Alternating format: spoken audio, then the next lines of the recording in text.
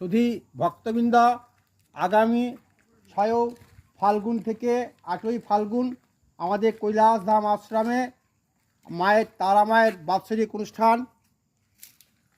অতএব এই উক্ত দিনগুলিতে মানে 6 থেকে 8 পর্যন্ত এই দিনগুলি আপনারা অবশ্যই মা তারার মন্দির অর্থাৎ কৈলাসধাম আশ্রমে এসে উপস্থিত হন এবং মায়ের শ্রদ্ধা ভক্তি অর্পণ করে মায়ের আশীর্বাদ গ্রহণ করুন।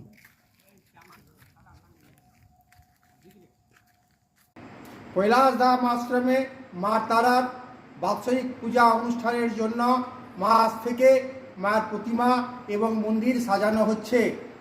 ভক্তবৃন্দ, আপনারা অবশ্যই মা তারার মন্দিরে এসে উপস্থিত হবেন এবং মা তারার প্রসাদ গ্রহণ করবেন, আশীর্বাদ গ্রহণ করবেন। সুতরাং আপনাদের প্রত্যেককেই